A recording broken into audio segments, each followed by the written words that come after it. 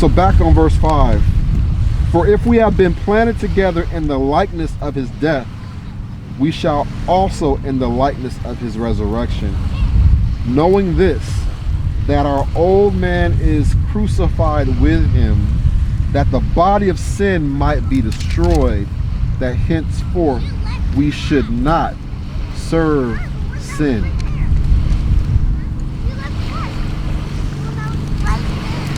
For he that is dead is freed from sin. Now if we be dead with Mashiach, the anointed, we believe that we shall also live with him, knowing that Mashiach, being raised from the dead, dieth no more.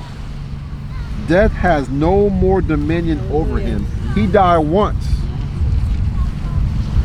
For in that he died unto sin once, but in that he lives unto Elohim.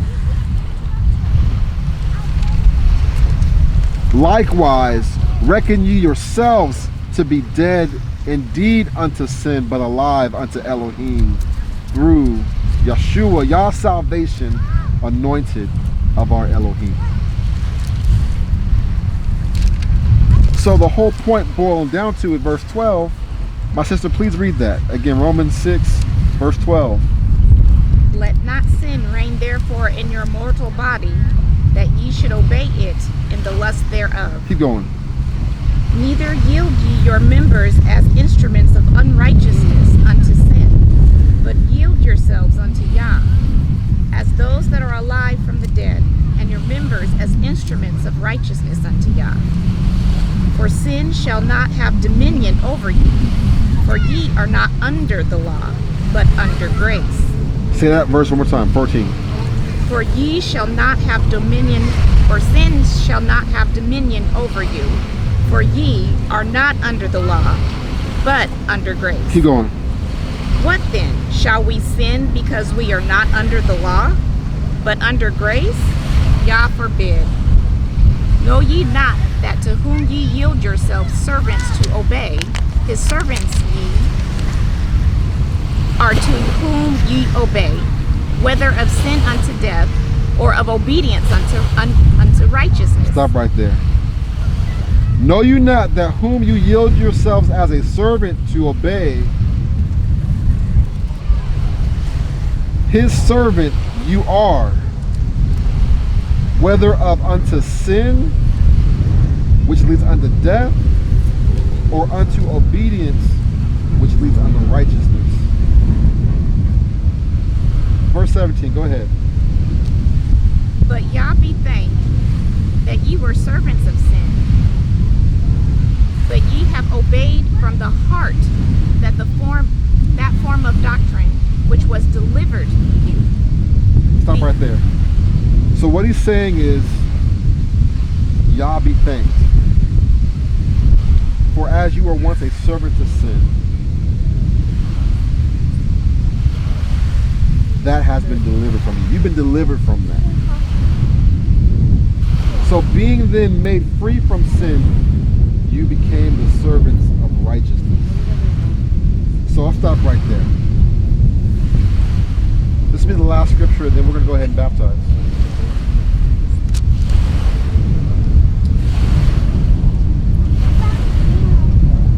Go with me to John.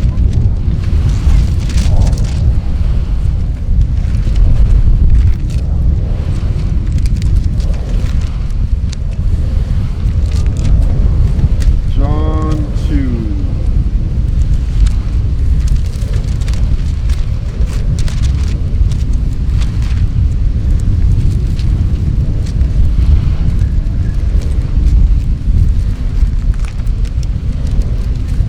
And I'm going to hit this part, and then we're going to go ahead and pray. And those getting baptized will be getting baptized. All right, my sister. Go ahead and read, starting from verse 1. John chapter 2, starting from verse 1. And the third day there was a marriage in Cana of Galilee, and the mother of Yeshua was there. And both Yeshua was called and his disciples to the marriage. And when they wanted wine, the mother of Mashiach saith unto him, They have no wine. Mashiach saith unto her, Woman, what have I to do with thee? Mine hour is not yet come. His mother saith unto the servants, Whatsoever he saith unto you, do it. Stop right there. So it's funny. The translation's not very good, but he's basically saying mother. Like, what do I have to do with this? Yeah, it's like, what? My time's not yet come. But I kind of look at it like, you know how mamas be. Yeah, she gave me that look. Look at you. Be like, do it anyway, boy. They should have been split. They should have split. Dot, dot, dot. Yeah. Well, look and Mary said, dot, dot, dot. Yeah. Like, he's like, damn. So it's funny. Obedient. I might as well be obedient. It's funny that she just don't even respond. She goes to the servants and tells them what? Do whatever he says. Do whatever he says. Yeah, she just jumped over what he said, though. Just like the Hebrew woman. Straight up. All right. It's all through there. Yeah, All right, so now go ahead, my sister Myra, go ahead and read verse 6. And there were 6 stone water jugs standing there, according to the mode of cleansing of the Yehudim, each holding 2 or 3 measures. Stop right there. So we have 6 stone water pots after the manner of purification, after the manner of cleansing. It's in our culture. We're clean people. It's in our culture that before you eat, when you are adhering to the Levitical practices, that you have this clean water set apart for purification. And there's more tied into that. What I want you to do, I actually had a sister bring out the significance of the 6 water pots up in the Seattle Assembly. So you have to watch it on the YouTube to see that one, but Okay. I'm gonna combine the 2. So read verse 7, please, and forward. Yahusha said to them, Fill the water jugs with water, and they filled them up to the brim. And he said to them, Now draw out and take it to the master of the feast. So they took it. But when the master of the feast had tasted the water that had become wine, and did not know where it came from, though the servants who had drawn the water knew, the master of the feast called the bridegroom, and said to him, Every man at the beginning sets out the good wine, and when they have drunk, then that which is poorer you have kept the good wine until now. This, the beginning of the signs of Yahusha, did in Canaan of Galilee, and manifested his esteem, and he taught ones believed in him. Stop right there. So you have Yahusha saying, fill the water pots to the brim. Draw some out. Take it to the master of the feast. The master of the marriage supper. It's so deep how he says, man, like, most folks, it's not my first time officiating and being the master of the weddings, you know what I'm saying? Most folks bring out, you know, the good wine at first and then the cheap stuff later. Yeah.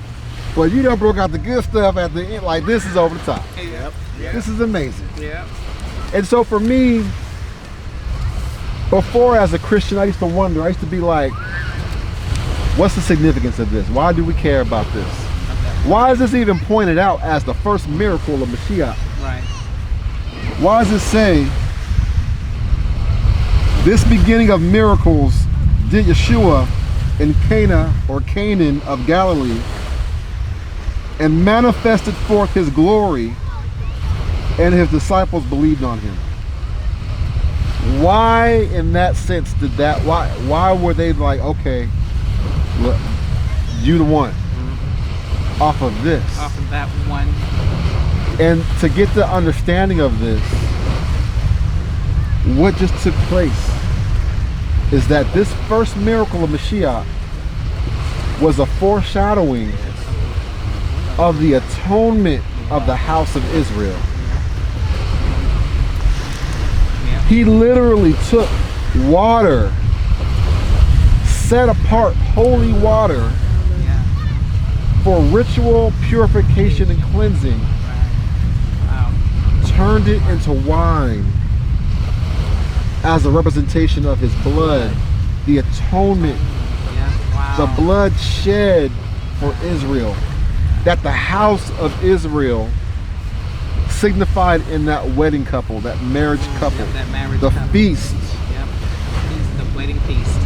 And everyone partook of the water, the set apart, sanctified water, holy water, water for the purging of sin.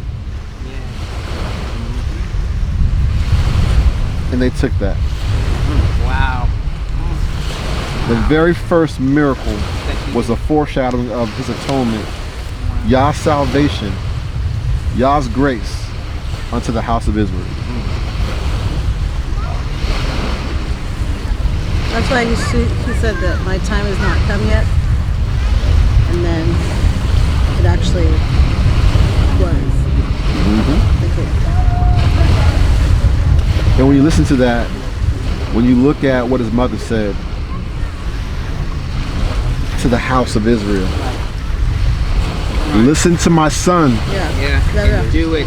Whatever he tells you to do, do it. Whatever he says to you. That's deep. Yeah. Because we are his servants.